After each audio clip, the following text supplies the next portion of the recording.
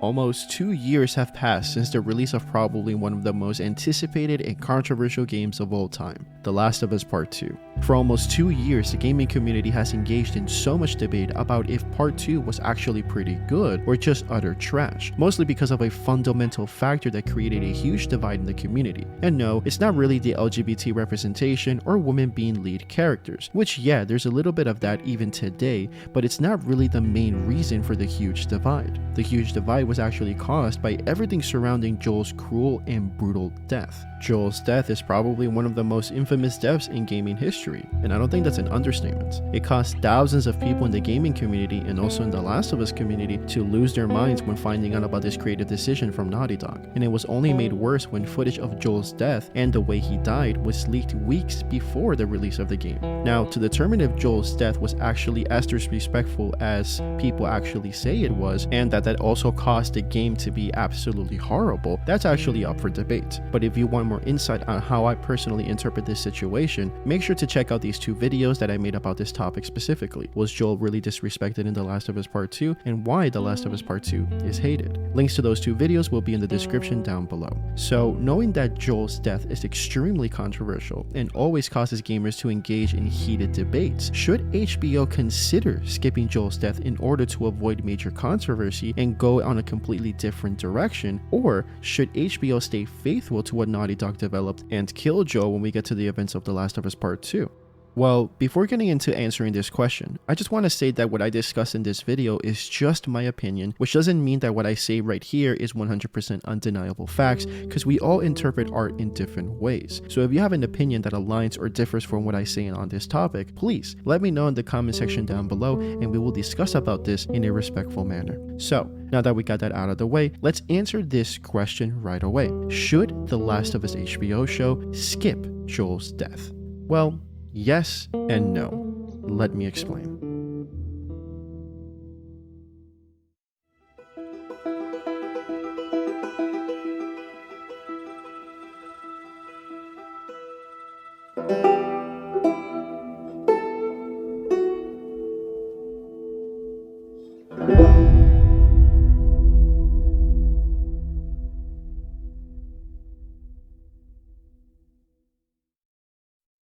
When I was thinking about reasons about why HBO should consider skipping Joel's death or not, this is what came up to my mind. It's not that I actually want HBO to erase Joel's death and not have Abby kill him in such a cruel way by being constantly hit by a golf club. No. What I want is for HBO to skip the probable idea of adapting the cruel events of The Last of Us Part 2 too early, and instead what they should do is delay Joel's death until the show fully develops Joel's character. My reasoning behind this is because to make a successful show, or actually any medium in general, the writers and directors have to take their time in fully developing these characters and make sure the viewers care for these characters introduced in the series over a period of time. Meaning the more episodes and seasons a show has with the same characters we're going on a journey with, the more opportunities we as an audience have to fall in love with these characters, of course, if done and written right. And because you are adapting a story that comes directly from a video game that has a loyal fan base into a TV show, you have the biggest challenge as a studio, which in this case are 2 things. One, which is to bring to life the essence of what made the video game special and respect it as much as possible, and 2, because movies and shows are a totally different medium compared to video games, because you miss what probably is one of the most immersive things about story-based games, which is by you having the ability to control the characters of a particular story, interact with them, play as them, see the world through their point of view, feel what they feel, and experience a total different level of immersion no TV show, no book, and even film is capable of doing. There is a reason why video games have become the most popular form of media in the world, and why cinematic story-based games are regarded as one of the most beloved genres in gaming, because of that interactive aspect. It's basically like experiencing a movie or a TV show, but you control what is happening during the gameplay parts. And this is where the challenge for HBO lies. Will they be able to capture the essence of what made Joel specifically so beloved? And if so, how will HBO make us care enough for Joel, make us relate to Joel, make us understand Joel, make us feel for Joel, make us love Joel in the same way we as fans of The Last of Us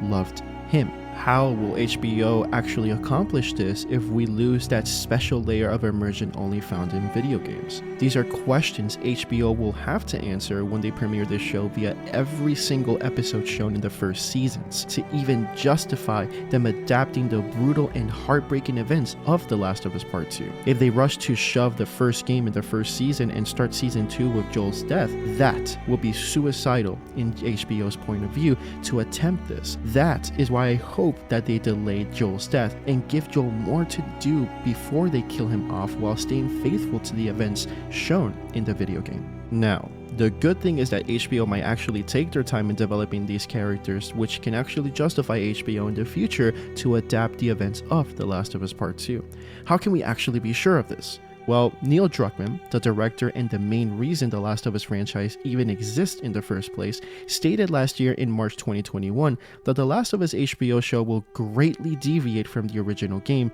because they are dealing with a different medium, but they will maintain the core of what made The Last of Us so special, which I assume he refers to focusing on the characters like Ellie and Joel, Sam and Henry and those other characters that we love over the plot of the story, which in all reality, it's the actual reason why The Last of Us is regarded as the best story ever told in video games. This means HBO and those involved in this project have come to the understanding that losing that layer of immersion will be challenging. So to compensate for that, they will need to give us more moments with these characters to make us connect with them and see them in a different situation that we've never seen before and that can actually help them so much in their character development. Neil Druckmann also stated this: "Some of my favorite episodes so far have deviated greatly from the story, and I can't wait for people to see them." And with this statement, I don't think it's unreasonable to think that HBO will get to the understanding that to make Joel's death as powerful as it was intended to be for The Last of Us Part 2, they will need to give us more time with Joel, probably even show some events of his lost 20 years after Sarah's death and before Joel met Ellie, which were not shown in the game.